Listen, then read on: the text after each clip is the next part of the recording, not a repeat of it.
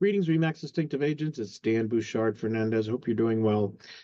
We've had a number of inquiries as to how to handle the checklist and how to satisfy the checklists in Skyslope when we have a client that cannot or will not give us a signed document that we are needing for the checklist. So what I'd like to have you understand is that some of the checklist items are required by federal or state law. Those things are usually non-negotiable. We need to have those and we need to do everything that we can to make sure that we try to acquire those whenever we have them. When it comes to lead-based paint, that's completely not negotiable. We must have that. And that is one of the requirements that is really not going to be something that I can ever sign off on. I don't know if somebody else will ever want to sign off on that, but I personally can't sign off on something without having the lead-based paint needs satisfied. When it comes to the state disclosures, like disclosures of brokerage relationship or dual agency disclosures, wherever those are applicable, those things are also very much required. And so we need to do everything that we can to get those documents. So let me share my screen with you. And so here I am going to be referring to a checklist that I've got on in my account. This is an actual listing of mine. And so let's go ahead and assume here that this is a blue required flag, or maybe it's an incomplete flag. And let's talk about this number one situation here, and using this as an example.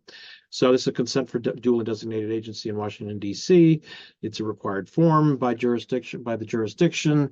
And so we really have to do everything that we can to make sure that we get that. In terms of protecting your license, protecting the brokerage license, is protecting your license, protecting the brokerage's licenses, and then also protecting the interests of your sellers and your buyers.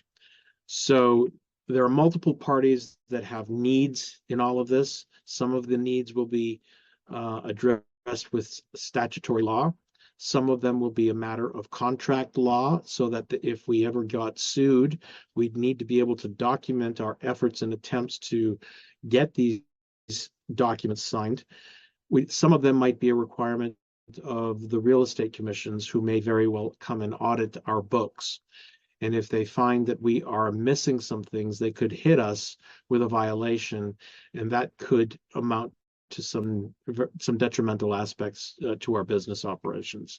So we want to prevent that in as much as possible. That's probably the main driving reason for having Skyslope.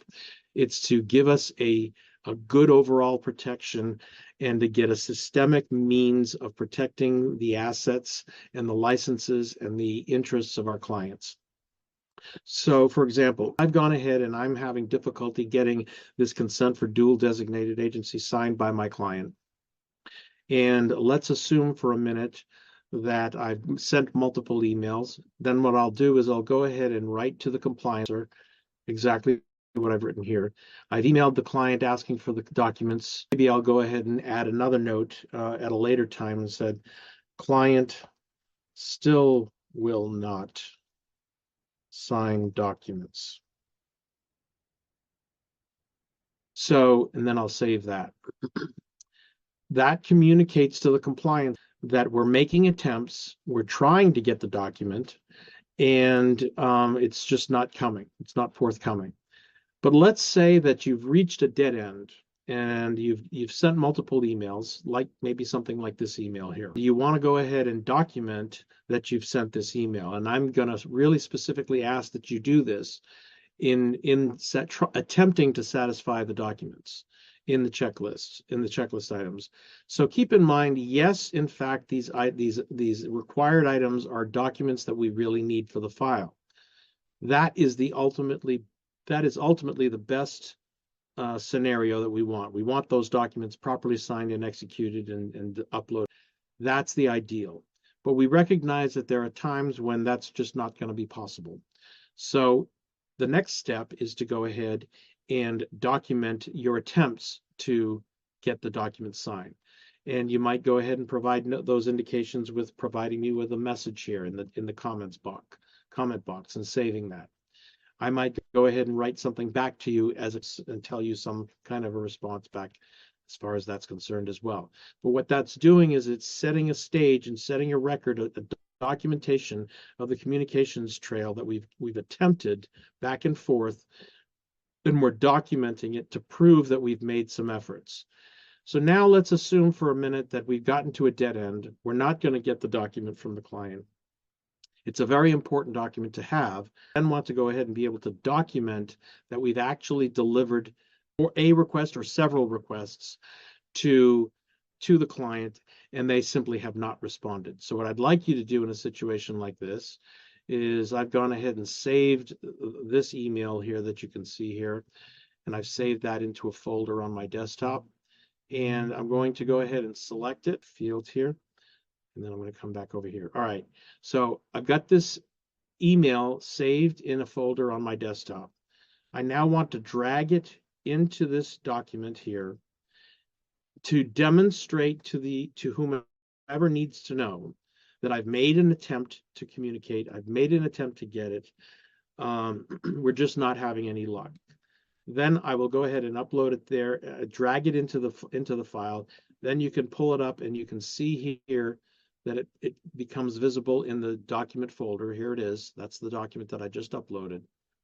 So we've made an attempt. We've documented it in the checklist, and then I can then go ahead and say and be satisfied with that, or maybe I might come back and ask you to try again and document it again.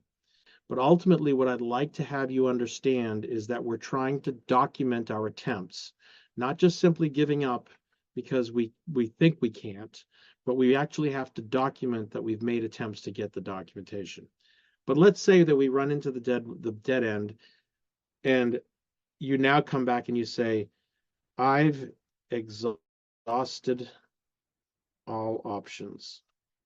I've requested the document to be signed 5 times, and seller or buyer refuses. Tell me whatever's going on. You'll save that message here, and then I can approve it or accept it and see the history of the documents that you've uploaded. So yes, we're looking for the documents, but sometimes you can't get the documents. So give me something to work with so that I can approve your file. That's the ultimate objective here. So if you've got further questions, feel free to give me a call, 202-309-2339, or send me an email at dbouchard@remaxdistinctive.com, and I'll be happy to help you through it. Thanks so much.